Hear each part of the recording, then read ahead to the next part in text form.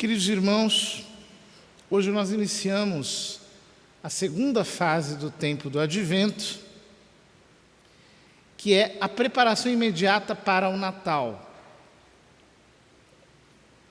É a chamada novena de Natal, porque são esses dias que nos separam, uma semana, digamos assim, que nos separa da celebração do Natal do Senhor. Os textos da liturgia desses dias vão seguindo uma ordem mais ou menos cronológica. A ordem da história da encarnação. E é muito bonito acompanhar a liturgia nesses dias, porque nós vamos vendo como os acontecimentos que precederam o nascimento de Jesus foram divinamente orquestrados para mostrarem a excelência, a centralidade desse mistério que é a encarnação. Hoje nós começamos lendo o início do Novo Testamento. O capítulo 1 de São Mateus, do versículo 1 ao 17. É impressionante que toda vez que a gente lê esse trecho, eu me lembro de uma história que eu ouvi quando eu era ainda jovenzinho, portanto já faz bastante tempo. E uma mulher tinha um marido que não se convertia de jeito nenhum, né? E iam ter uma novena de Natal, e chamaram um pregador para cada dia da novena. E no primeiro dia foi um pregador excelente, e ela convidou o marido para ir justamente por causa daquele pregador. E quando chegou na hora, o pregador faltou. E o padre que estava celebrando a missa foi ler o Evangelho, mas o Evangelho era esse, da genealogia de Jesus. E ele pensou, o que eu vou falar disso aqui? Não tinha muito o que dizer. Terminou o Evangelho e ele disse, bom, hoje não tem homilia, vamos para o ofertório. A mulher falou, que derrota. Eu trouxe meu marido para ele ouvir uma pregação para ver se o homem se converte, né? E o homem não se converteu. Ela foi para casa, aí foram dormir. Quando foi de noite, começou a vir aquela sequência na cabeça do marido. Assim, ele acordou e começou a pensar, fulano gerou fulano e morreu. Ciclano gerou Beltrano e morreu. E ele pensou, eu também vou morrer, então vou me converter logo. E se converteu. Então a gente vê que o Evangelho tem coisas, né, maravilhosas que, de vez em quando, a graça faz brilhar no nosso coração. Agora, não é verdade que não haja coisas maravilhosas aqui.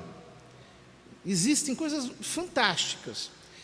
Se alguém quiser ver, pode pegar, por exemplo, a Catena Áurea de São Tomás de Aquino, que é quando ele faz uma espécie de colcha de retalhos com comentários, trechos de comentários dos padres da igreja aos 4 evangelhos, versículo por versículo.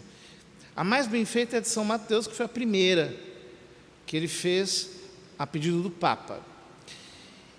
E a gente vê nesses comentários de São Tomás, aliás, comentários que ele recolhe, coisas maravilhosas sobre a genealogia de Jesus. Tantas coisas fantásticas que nós não somos capazes nem de dizer. Queria apenas mencionar alguns detalhes. Primeiro,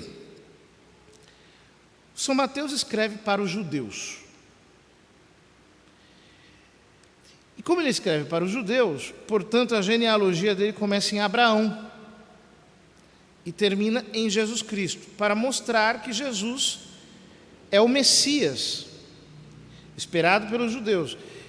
Ou seja, a genealogia que está aqui não é uma genealogia construída para ser uma remontagem exata. Ela é uma narração teológica.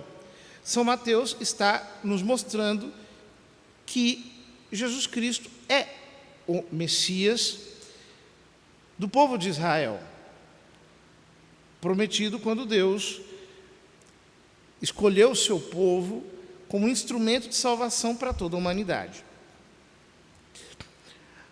A segunda coisa que me parece maravilhosa é que a genealogia de Jesus nos mostra que a encarnação não aconteceu como um fato isolado. Ou seja, não é que o Verbo se fez carne e caiu como homem no meio da história. Ele nasceu, por assim dizer, na história de uma grande família. E ele emerge no meio desse povo. Que povo é esse?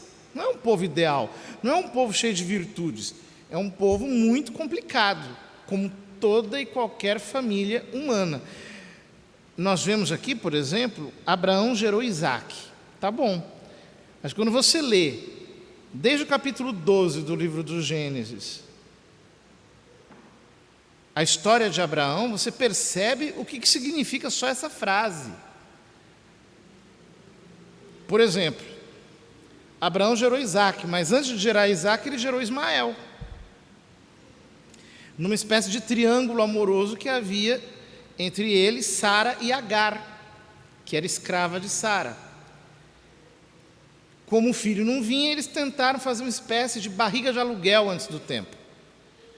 Então, Abraão fecundou Agar e Agar deu à luz Ismael sentada nas coxas de Sara, para tentar fazer com que aquele filho de alguma maneira lhe pertencesse. Depois só trouxe encrenca, foi toda uma situação dolorosíssima. Ismael foi mandado embora,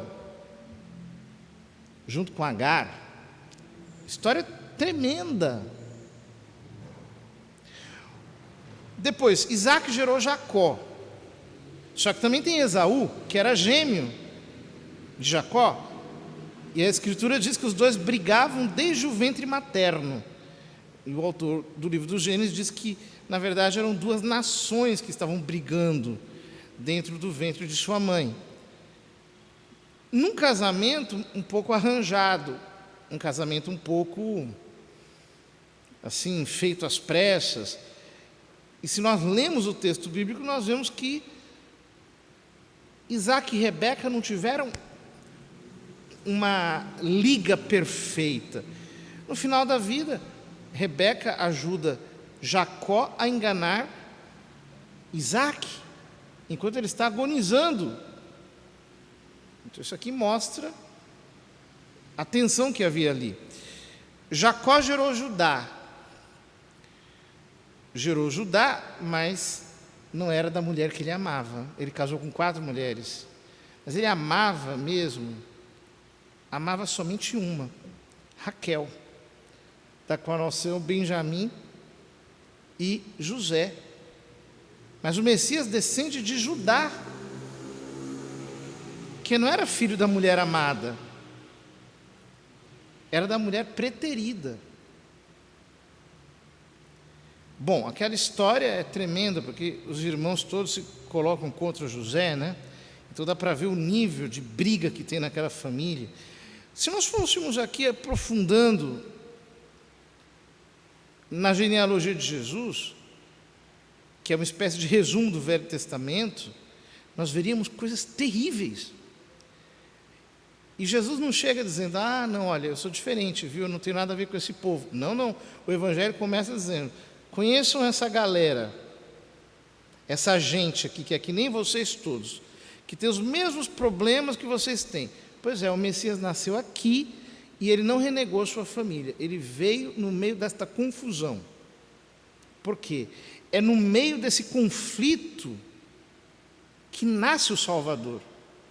Ele não cai do céu, ele nasce como alguém que emerge dessas situações dramáticas, que são parte da história. Ou seja, a Escritura não é um livro de romance, ela não é um tipo de tentativa de mitificar a realidade, ao contrário, ela mostra a vida exatamente como ela é. Mas As 4 mulheres que são mencionadas aqui, na genealogia de Jesus, são 4 mulheres, com exceção de Nossa Senhora, que é a quinta, né? De uma vida muito complicada. Diz: Judá gerou Farés e Zara, cuja mãe era Tamar. Tamar tinha perdido 2 maridos. E depois ela se fez de prostituta,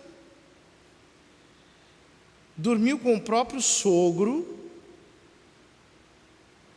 para ter um filho dele.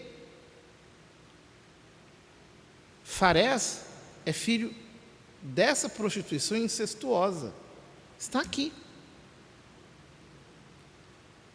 Mas Salmão gerou Boaz, cuja mãe era Raabe, a prostituta Raabe, aquela que introduz os homens na terra. Boaz gerou Obed, cuja mãe era Ruth. Ruth, vó do rei Davi, era moabita.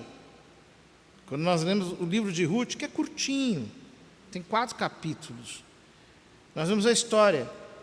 Noemi foi com o seu marido e seus 2 filhos para a terra de Moabe, e lá todo mundo morreu, ficaram só as 2 noras. Ruth veio com Noemi para Belém de novo e se casa com Boaz. Só que Ruth era moabita, e Moabe é um dos filhos que nasceram do incesto de Ló com uma de suas filhas, porque elas embriagaram o pai quando saíram de Sodoma e Gomorra para terem filhos com ele.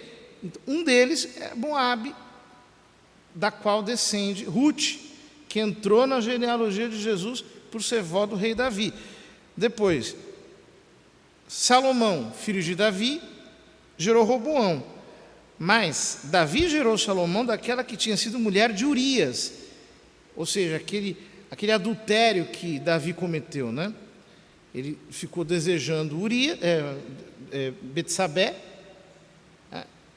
e aí a chamou, adulterou com ela, depois arranjou as coisas para que seu marido fosse morto na frente do exército, Davi. Mas esta mulher que adulterou com Davi é mãe de Salomão, da qual descende o Messias. Ou seja, o que é Escritura? Às vezes alguém pode até dizer, nossa, que escândalo, pode ficar até chocado, né? Mas não. A misericórdia de Deus pega toda essa tragédia humana e faz Nosso Senhor nascer daí, para nos salvar, para redimir o mundo do pecado. E nós ainda dizemos, hoje nessa antífona do Ó. As antífonas do Ó são essas antífonas que se rezam nas vésperas do ofício divino, durante os dias anteriores ao Natal. Nós dizemos hoje, ó sabedoria do Altíssimo, que tudo determina com doçura e vigor. Ó, vem nos ensinar o caminho da prudência. Que coisa!